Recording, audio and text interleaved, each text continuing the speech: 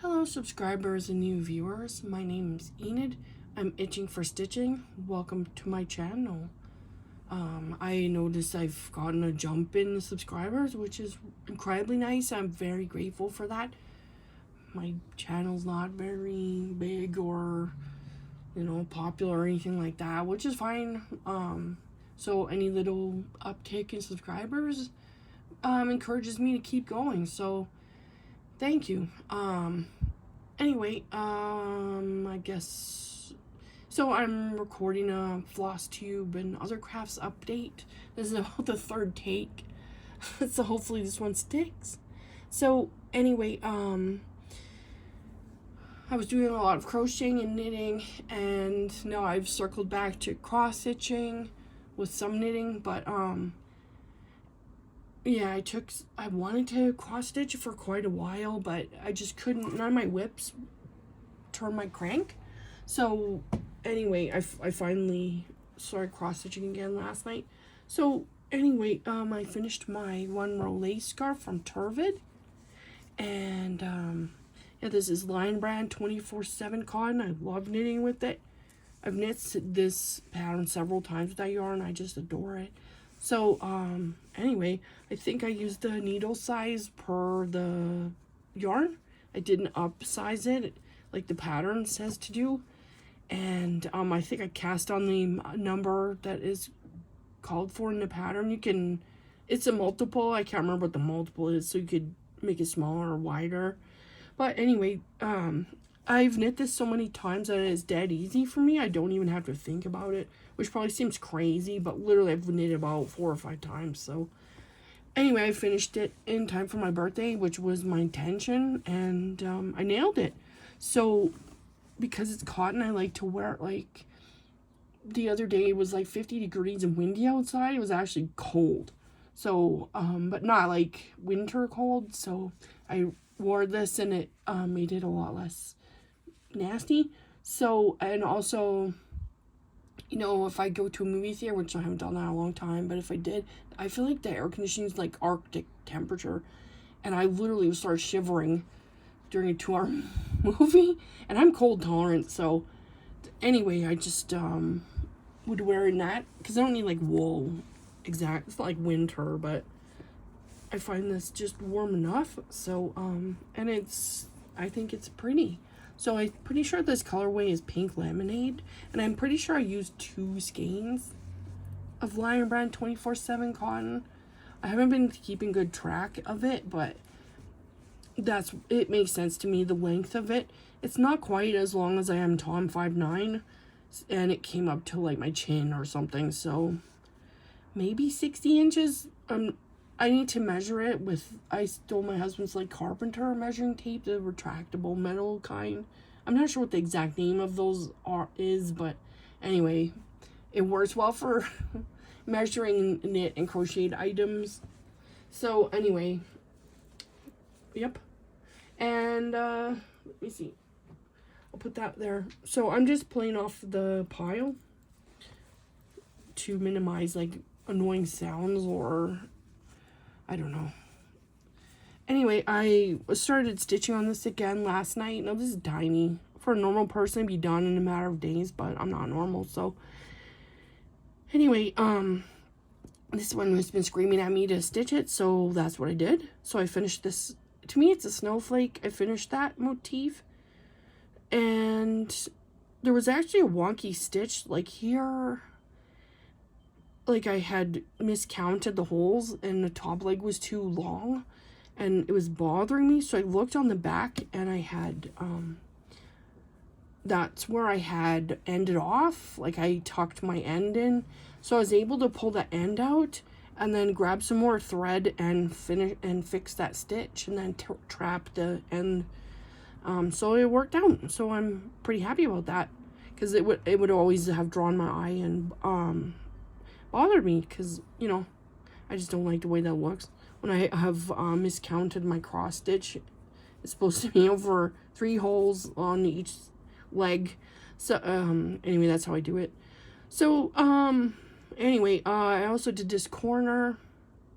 It was kind of fiddly. Well, I was a little tired. And then I just worked until I was out of thread there. I'm pretty sure, yeah, I ended off. So I was looking over here, and this motif I think is really small, and it's way out here in the negative space. It's really far to count over. I can count over. I'm concerned I will mess it up. So the middle and bottom motifs I think are much closer to this topiary looking thing, and so it'll be much easier to count without goofing it. Now I can still goof that up because that's me. So I'm gonna do that, and then finish the border, and Bob's your uncle. So I might make this into a pillow when it's done, because I have ample linen here. I messed up. I used a piece of linen that's way too big. I always do this to myself. It's my toxic trait. So whatever I am left with, I could stitch something small on, or use it to test thread or something like that. So that's the back of my work. So that is I think it's called the Small Turkish Sampler from Cyber Stitchers. I will link it again. And I also worked on this a little bit. I'm falling out of love with working with this wool thread. It's a little squirmy. But I did, man, I got threads all over the place. It's a hot mess. So, anyway, I finished the border. I keep wanting to say outer border, but there's only one border in this project. So this is Cyclodean Chevron Bit Kit.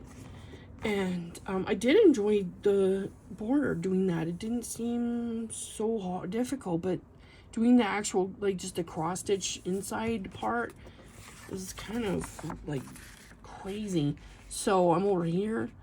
I think it's because you have to change colors.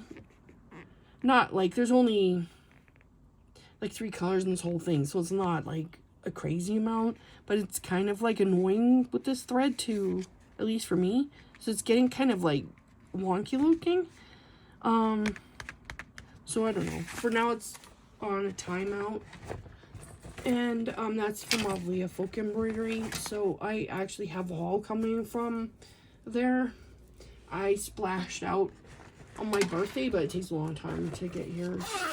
So that's fine. I knew that going in, that I wouldn't get it in time. So, let me see. Geez. That's caught on. So I have a yarn conundrum here. This is really funny. I don't want to yank on this. I don't want to drop all my stitches, but, they are trapped together. It's kind of bonkers.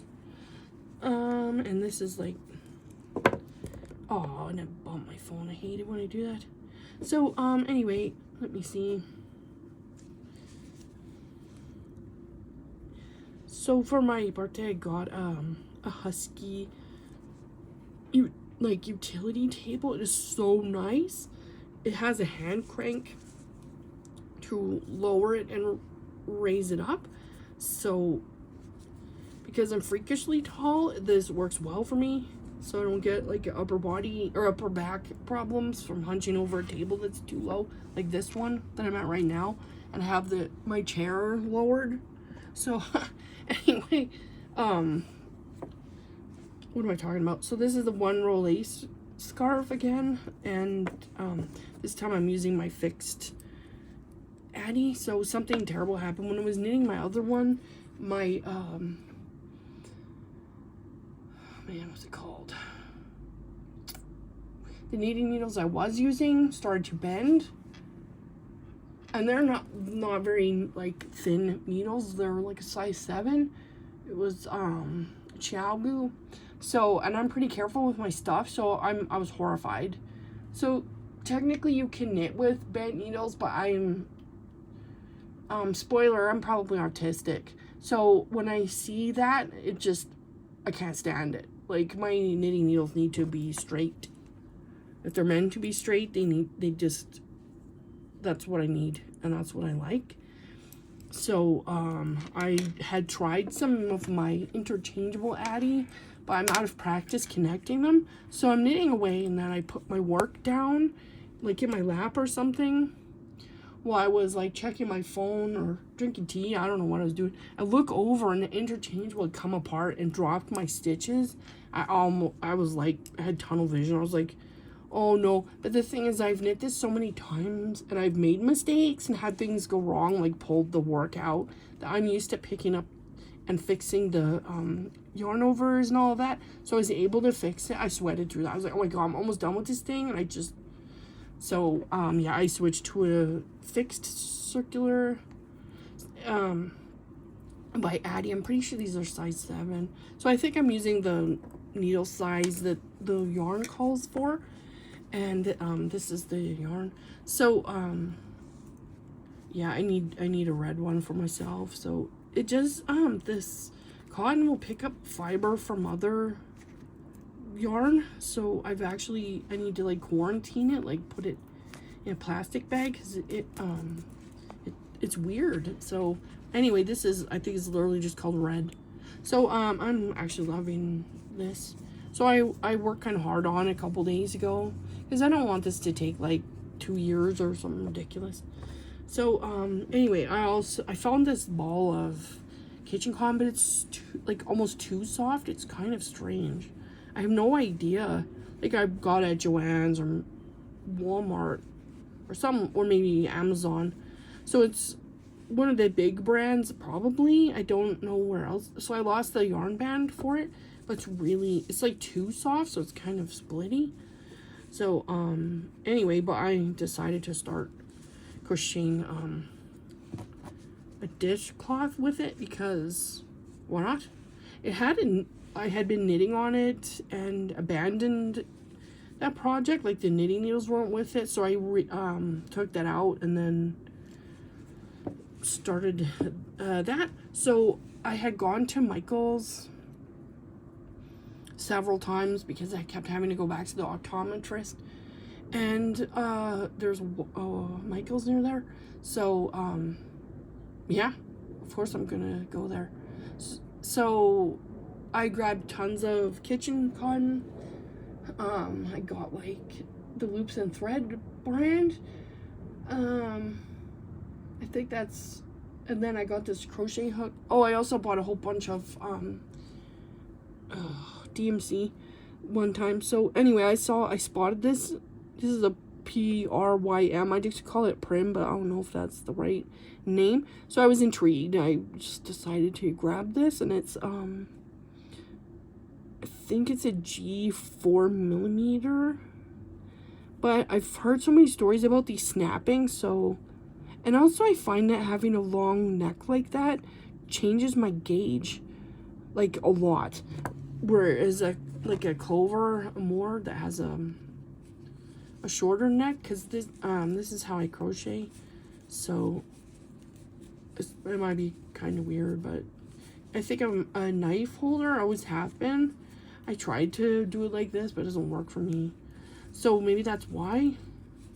But I mean, it's cute. So, and it wasn't like outrageously, it wasn't cheap, but it wasn't outrageously expensive.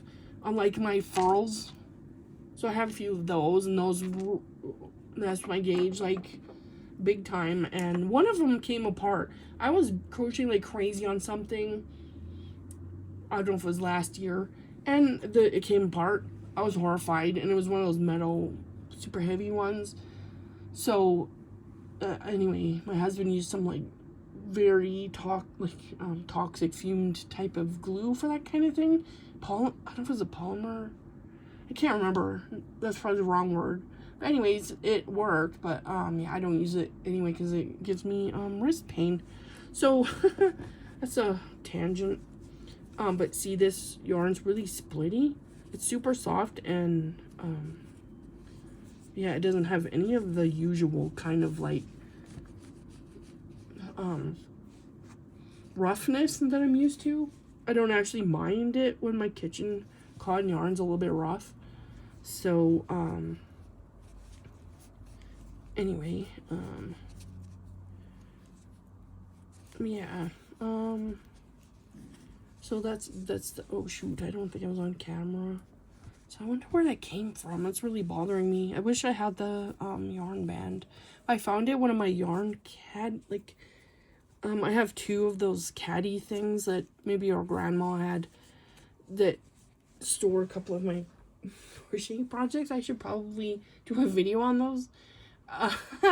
And anyways, it was buried in the bottom of that. So I'm trying to consolidate all my kitchen cotton into the same tote instead of it having it scattered everywhere. It just makes sense to me. So yeah, so I've been doing that, and yeah, so my I have a lot of kitchen cotton cones. I love those, and I have like 21 or 22, so maybe I'm good on that for now. I don't know. It's becoming a problem. So anyway, so yeah, I think that's enough blathering about not much. So anyway, remember to keep crafting because you count, and bye for now.